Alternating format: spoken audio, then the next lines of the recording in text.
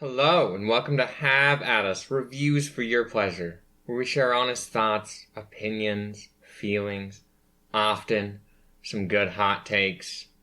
And I'm Nietzsche. And I'm Joshua. Joshua is going to be the provider of the hot takes this episode, I feel like. As always, in the RWBY Report. That's never happened. This is episode 10 of the RWBY Report. We're talking about the final episode, episode 12 of RWBY Ice Queendom, where we're going to talk about the episode. We're also going to talk about the series as a whole and what we thought, final thoughts, conclusions, all the goodness. Which means spoilers. A lot of them, all over, for everything. We're going to try and keep spoilers for the RWBY normal property out of it. But you've been warned.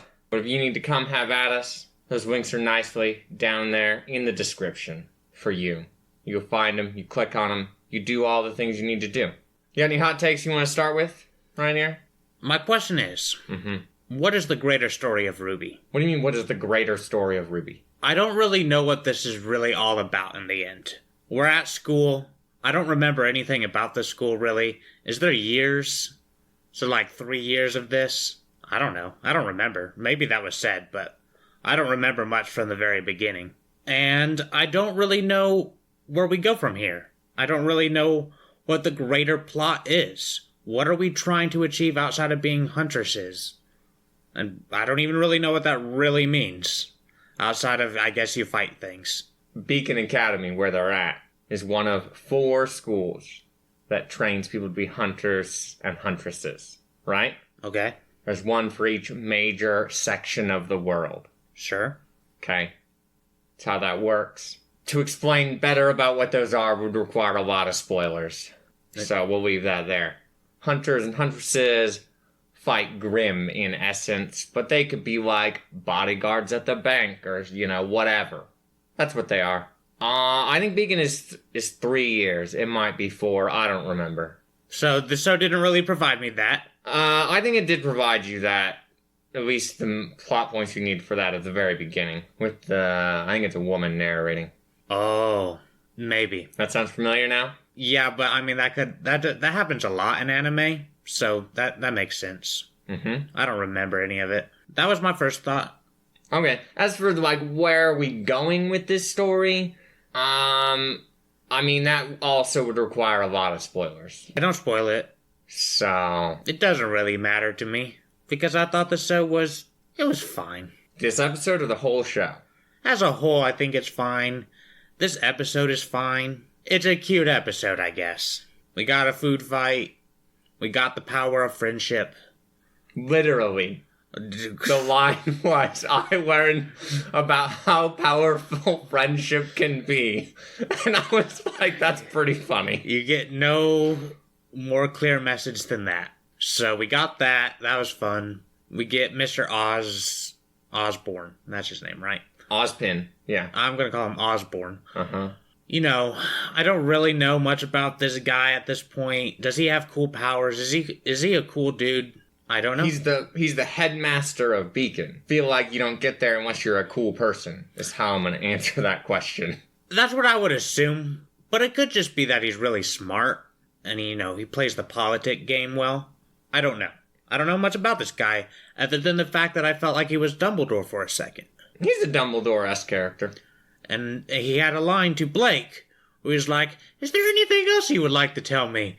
And I'm like, doesn't Dumbledore say this, exact line? Multiple times. And I'm like, okay, sure. So I felt like we had a little crossover with Harry Potter for a moment, so that was kind of fun. And that was my larger thought. Oh, you know who I was missing? Penny. Where the hell is Penny? That's still the best character somehow. She's been gone for a long time. I didn't think Penny was making a reappearance. Okay, but Sun made it back, okay? Yeah, Sun is more relevant at this point in the story. I guess. He's got some hot friends, so that's cool, I guess. The friends we never saw. We didn't get to see them. Would you like to meet them? Yes. Well, we'll meet them some other time. Okay. It's a really good scene, too, when they show up, because he's walking with his one friend, and he's like, I need you to meet these guys, they're really cool, just be cool, don't be, weird or whatever, right? And he thinks he's hot stuff.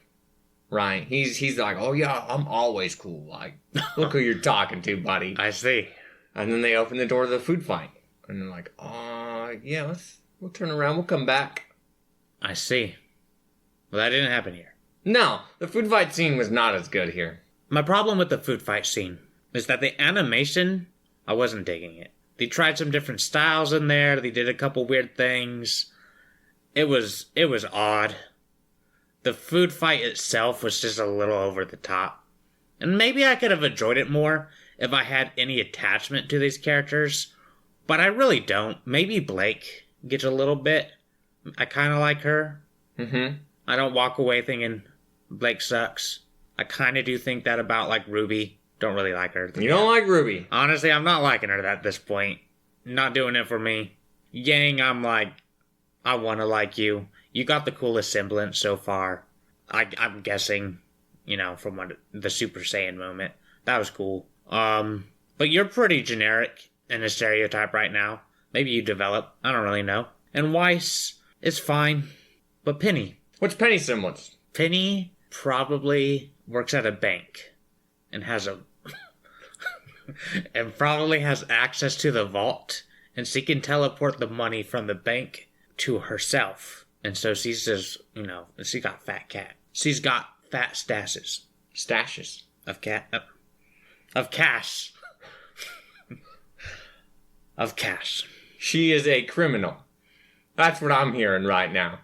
Maybe. That sounds exciting, though. I like that I ask, what is her semblance? Her daily life is criminal. What a good answer. You're welcome. Anyway, the food fight scene isn't done in full, like, actual shot for shot. Like, I feel like it should have been. And so it feels weird. The ending is especially weird. Where I'm like, I don't really understand why you did that way.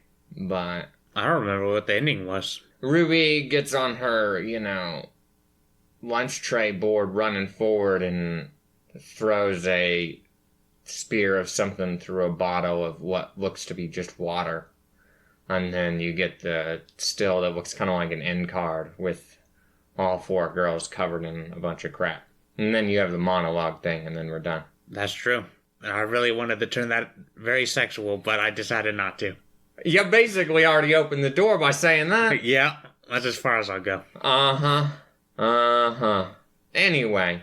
But yeah, that whole thing is just like, okay, I don't know why you put the food fight scene in here if you were not going to do it good justice. Because then Ozpin and Good Witch come in. I forget she's even a character. I saw her and I was like, oh yeah, you are a person. That's cool. And then she is pissed. She is real angry. Not happy. And there's some good lines there. There's like some good foreshadow lines that they kind of tweaked into the little monologue at the end there. They also took lyrics from the first opening song and threw those in there. That's a weird foreshadow point that I'm like, nobody got that unless you know what's up. No, I got it. Don't worry. Okay, you tell me what the foreshadow point was. Well, I wouldn't want to spoil it for our viewers. Well, I don't think you're right, so I'd love to hear what you have to say. I'm not even sure what the lyrics are we're talking about, so, you'd have to refresh me. I'm not going to do that. That's because you weren't even paying attention. What? With the food fight? No, I really stopped paying attention, to be honest. I didn't really care after Yang put on the turkey mittens. Oh, you were not having that. No, I thought that was stupid. The point is that it's kind of stupid and over the top, but they're using things that are like to their normal weapons. Yeah, like the sword, like, okay. The leeks? Like, I'm throwing leeks at you? Come on. Okay, well, Ren's was not as good. And Jean, I hate his name. Just being useless once again. What a worthless character. My favorite part about that, because that's not in the normal food fight, is that, Weiss throws the thing out, and Pyrrha just unflinchingly, like she was looking the other direction, it seemed, just like catches it. All right, buddy, why you always gotta be saved by Pyrrha? I can't imagine I'd like this guy. I'm telling you, I don't think John is great normally. I think this was a really poor showcase for him. Like, he seems more useless. That's pretty sad. They just, they were like, you know what, he's too good. We gotta bring him down a little bit. I guess. I don't know. Does he have a big fan base? I don't know. You already asked this. I don't really know. You have to remember that I don't engage with the RWBY community as a whole very often. Yeah, but... Because they go down some bad places and places that are just irritating to deal with. And so I just enjoy the show because I enjoy it. I definitely believe there's probably some pretty obnoxious fans of this show. I am sure I've won no friendship with them. Oh, this community is going to come down on you. Yeah, I'm sure they are. Hardcore. Because let me tell you, this show, no better than mediocre. And I feel like people probably like this show. I think as a fan service point, it was a good show, right? Beyond that, it's pretty stereotypical anime status. I'm a little confused because they're wanting to do this whole semi-canon, but not really, but kind of, but maybe. Well, so this should technically be canon. Okay. Right? It's just canon adjacent. Okay, Which means that it is not things we showed in normal RWBY, but it is a part of the canon. But it's running alongside with it. Yeah, it's filling the gaps. Yeah, it fills the gap, I guess, between the semesters. Yeah, if it was gonna be that, did we need to do the first episode where we reintroduce everything, and then we go to school? Did you need to, reintroduce all of that? Why couldn't it have just been this arc? I almost feel like that would have been better. I think, yeah, you either lean into it being fan service, and you don't try to win any new people, and you move on. Or you have another episode in there, you make it 13, and you explain some things better. Give yourself a little more time to breathe. Have some better character relations. Keep some of these scenes that you just ripped out of context, in context. And it would have helped with your character development. It would have helped a lot. Because it really does feel like we're at first episode, we're introduced to some people. And then episode 3... we're basically best friends, BFFs. Let's go. We're awesome. That's not really true because Weiss exists, but it just feels a little ham-fisted. I'm not enjoying the pacing of these friendships. It's too fast. It doesn't feel earned. It's like a light switch and it's turned on. And I need a little bit more. At least one episode would help. I think 2 episodes would do a lot. But at that point, I think you're just remaking the show. And if you're just wanting to do side content or flesh out some of these stories, then just do that. Just start with episode, 4? Were they going to the dream the first time? Mm-hmm. Start there. That'd be more interesting. I think they wanted it to be accessible. I just don't think that they understood how to make it as accessible as it could have been. But in the end, I think it really is a fan service deal. Yeah, I just think you should just own that. And they didn't. And it's weird. I don't know what general reception of the show is, so... I'm guessing I think people probably at least think it's good. Maybe not great. Maybe they were counting coins and they were like, oof. No coins this episode. No coins. Thank God. I don't know how they paid for everything. Maybe on card. Do they have cards? Yeah. Oh, okay. They have cards in this world. They have cell phones too, right? Yeah, that's what they were playing on. Their scrolls. The paid phones from the dream. Just still a little confusing. What do you mean the payphones? What are the phones that they were using to call Shion?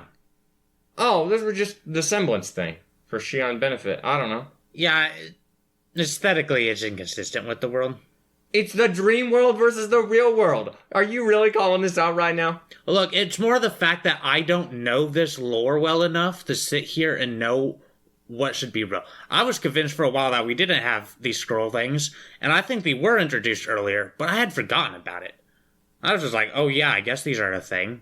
Where we play this weird it looked like characters that wanted to be Ninja Gaiden, but it looked like it wanted to be like a PG Mortal Kombat or something. It was very weird. That's basically what it is. Yeah, it's just there for purposes. I mean, it's not really relevant. Yeah, and it really is because I just don't have a good understanding of this world.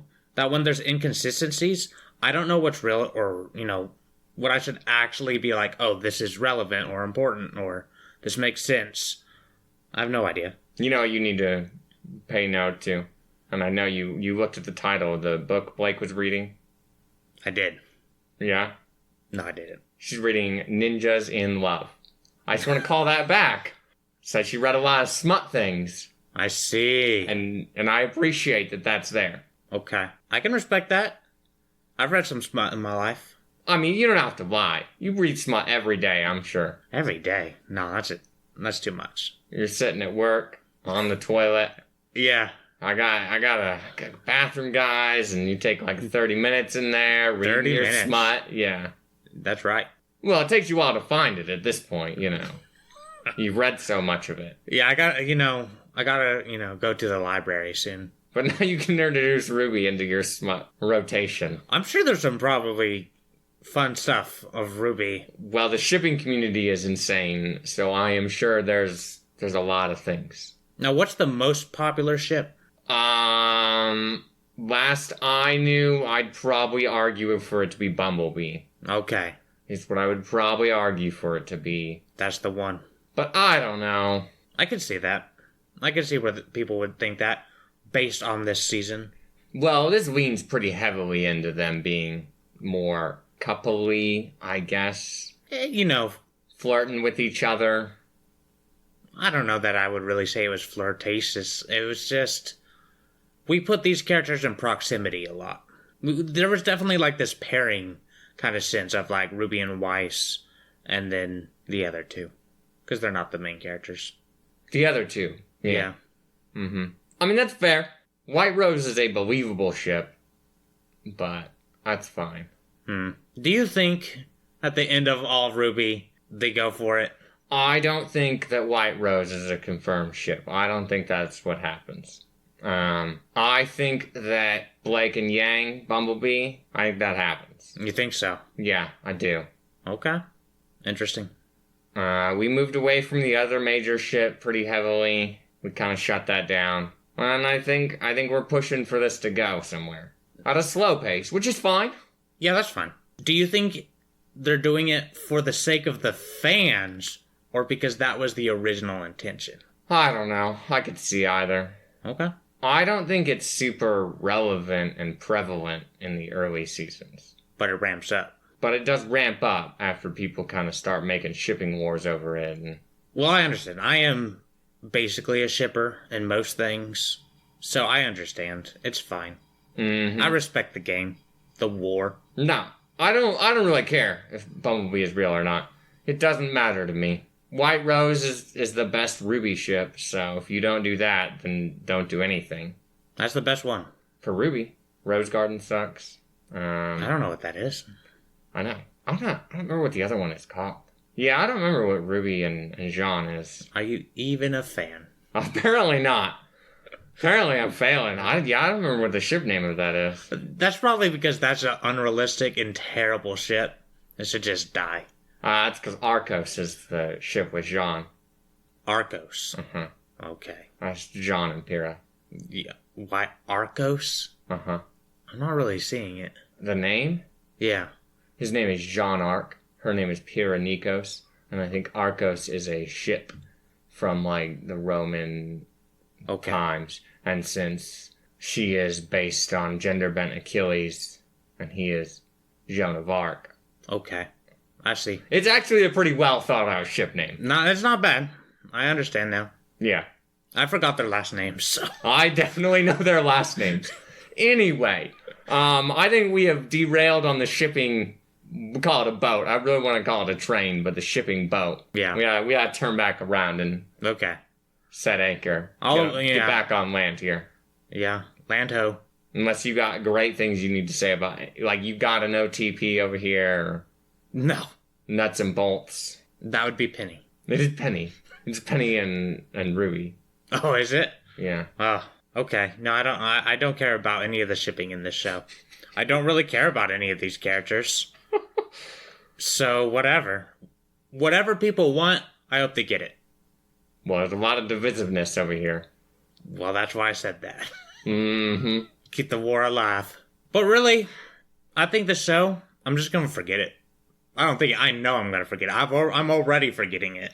You forgot some things as we were going through. Yeah, it's not really retaining with me, you know? But I finished it. And now I am a true RWBY fan. And you can ask me anything, and I will know the answer about Ruby. That's true. The ship Flower Power is who? Flower Power? Mm-hmm. Well, these are characters that were not introduced yet inside this season. Mm-hmm. And so I can't say it because that'd be a spoiler.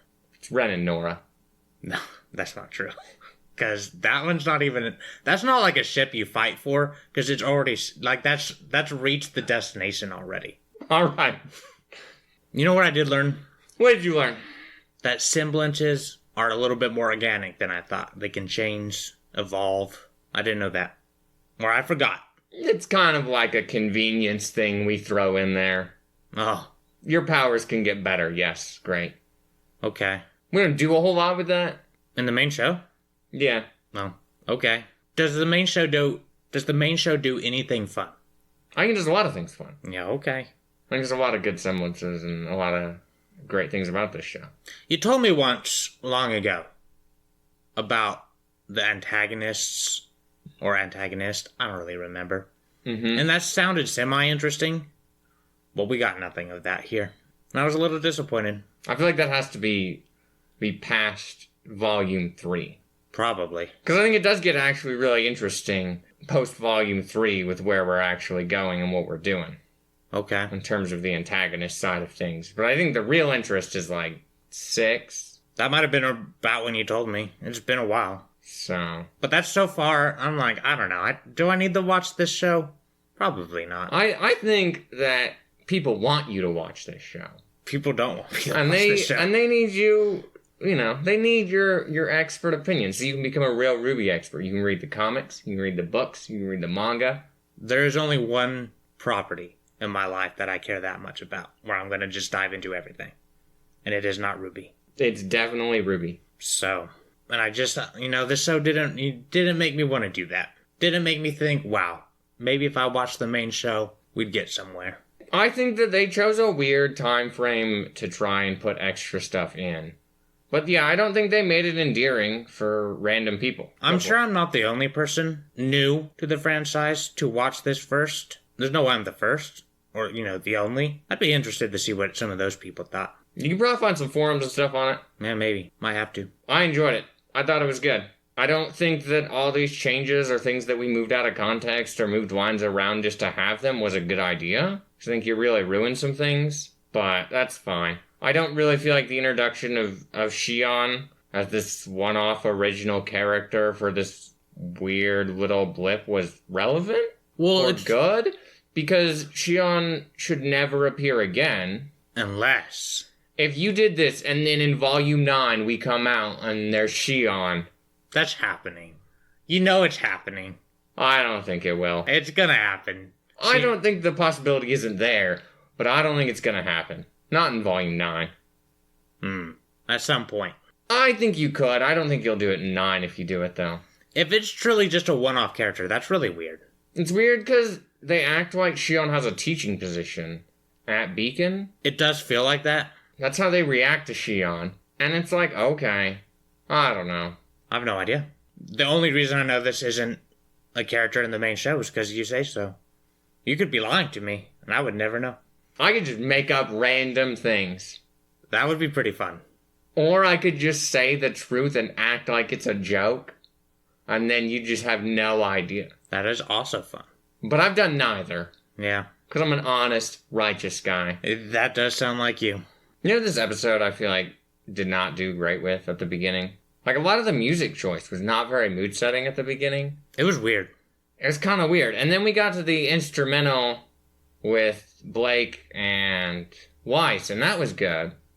Nice instrumental of Beyond Selves, which is the opening. Yeah, I noticed that. I'm impressed. It didn't have horns in it, so I figured you might not notice. If it had horns, I wouldn't have noticed. That's how it works. Oh, okay. Mm-hmm. No, I thought the music choice was a little weird at times in this episode. But that doesn't seem completely inconsistent with my opinion on the music in the show, so... I mean, things were not overly consistent from week to week in terms of the audio. I am sad that my theory was not proven correct, but that's okay. It'll come up one day. Mm-hmm. Don't think I forgot about it. I think you have forgotten about Jean being a time traveler. I definitely have not forgot about it. Maybe that's why he's not as good. He's just not up to date with all the technology, using a sword and a shield. That could be it. I could respect that. He's from the very distant future or past. I don't really understand how this world is supposed to work in terms of technology. So It's decently technologically advanced. yeah, so I feel like because everybody is using these, old weapons, and then they're also all guns. It is also a gun. So it's a little like I'm not really sure. Maybe he's just so far in the future that it's just like we can't even conceptualize the kind of weapon he's used to. And now he's having to play the fool. But really, one of these days, something catastrophic is going to happen. And he's going to be like, damn it, I have to reveal my power. And then he'll go like crazy strong and he'll save everybody. And they'll be like, whoa, what the heck? And it'll be like, all along I was an emissary here to save you from this very moment. And then he'll disappear. And they'll be like, wow, that was a cool guy. And that will be his redeeming moment. And how they also simultaneously write him out of the show. I think his voice actor did leave Rooster Teeth and still voices Jean, but I think that did happen. Anyway, that is not what's happening with Jean. That is 100% not what happens with Jean. Probably not, but a man can dream. Anything you need to say about this episode in particular? Any other points? Any great moments? Any bad moments that are noteworthy? Not really. Nothing? No. It was just kind of there. It was there. It's about what I predicted of like, it's just going to be an episode. Yeah, it didn't do a whole lot. It was fine. It works. I don't know. I didn't hate it. I didn't love it. I appreciate the Ninjas in Love reference. That was my favorite point. Best part. And then, Yang and her playing. I don't think that ever happens in reality, but... Well, it's now canon, so it does happen. It is now happen, yeah. The letter writing was also like, I'm pretty sure Weiss doesn't write a letter to Winter. Pretty positive. But that's fine. The other thing I need to go back to here right quick was Jean, okay? This is a question I need you to answer. Okay, I know the answer, but I need to know if you know the answer. Alright? Okay, I gotta be serious here. Yeah, I need a serious answer for this. Okay. Where is his sheath? For his sword? Mm-hmm. My best answer is his pants are really cool. So, this is what I thought. I didn't think that they showed it. Maybe they did, but I don't think they showed it. His shield collapses down into a sheath. Oh, that's kind of cool. That would make me think better of him for having a cool weapon. But dang, that ship has already sailed. You pushed him off the dock, probably. Yeah. Onto like a little canoe with no oars. There was no canoe. There was no canoe either, huh? No. Para saved him then. Probably. Fine. Anyway, you got anything else you need to say about the show? RWBY Ice Queendom? Any other questions, clarifications you need? No, because I'd just forget it all anyway. Mm-hmm. No, because we're going to watch all of RWBY. That's not happening. It's going to be great. That'd be torturous. I don't think it'd be that bad. It might not be that bad, but I don't really care, so. You're going to care. Nope. Do we get more spin-off anime things, do you think? If this is successful. Like, how successful does this need to be? I don't really know how to gauge a metric like that for a spin-off show for this weird show that's not really anime, because it's American, but is basically anime, and now this is anime. I don't know. I don't know what the metric is. We're also getting a game that will be canon. Oh, what kind of game? It's a Metroidvania game. I do like Metroidvanias. Yeah, that's between 7 and 8, I think. Between volumes 7 and 8. Okay, that's cool. Supposed to be out this year, I think. This year? Yeah. Okay. Fall this year, I think is what they said. Well, we don't have too much left of this year, but okay. That's cool. And you're going to play that. If it gets a 10 out of 10 on what site? Kotaku. Destructoid. Destructoid. Yep. I don't know that I ever even see their scores on anything, ever. Yep, that site. If it gets a 10 out of 10 there, I will play this game. So I'm going to be looking up that score. and I hope that it's a 10 out of 10. They're like, this is the best Metroidvania game that has come out in the last decade. This is so good. everybody who likes Metroidvania games needs to play this. I'd be intrigued. And then you'd have no idea what's happening. That's and then fine. you're going to have to watch the show. And I will watch it with you. Okay, I appreciate that. Mm-hmm. You can once again be my guide. I'm only a good guide probably for like the first 6, volumes. And then after that, I don't have a lot of understanding of what the community thinks about a lot of things from there. Okay, that's fine. So the memes and everything from that point will be sad. Yeah, but the good thing is that your opinion matters more than theirs. Well, that's because I'm a righteous man. Exactly. I was throwing you a bone. I appreciate that. I'm a humble man, and sometimes it's nice to get some praise. The most humble man. Well, I don't want to make you guys feel bad, but I understand. I'm basically more than the most humble man, so. I understand. All right, I need a 1 or 2 sentence closing thought about RWBY Ice Queendom. It should have focused more on the actual story arc that it was trying to present and got rid of all the fluff at the beginning. Okay, I think that this is a show for the RWBY fandom, and that's what it is. So if you've listened to our stuff and you haven't watched it, you get on that. You watch this show. You'll probably enjoy it. Probably. If you're not a fan, it kind of seems like a coin toss. You might not. You're in good company with me, don't worry. Wow. I don't know how good company you are, but you espouse time travel and other nonsense, so. Well, that concludes all of my expert opinions. Josh's erroneous, sad opinions. They're really more words than opinions. They don't really have any meaning behind them. Don't try to protect yourself with this nonsense deal. I was just trying to demean myself. The community is coming down on you anyway. So okay. Well, I'll redouble my intentions and say this show sucks. Well, that's the final words on RWBY Ice Queendom. If you need us to go through RWBY to make Josh suffer, or to hear what I love about it, or both, you let us know. You leave comments, you like, you subscribe, you share this with all your friends. You leave great suggestions. Those links to do that are all down in the description. So you go find them, you get on that. And once again, for all you fans, you mega fans, you nerds, we got one more important thing for you to do. This better actually be important.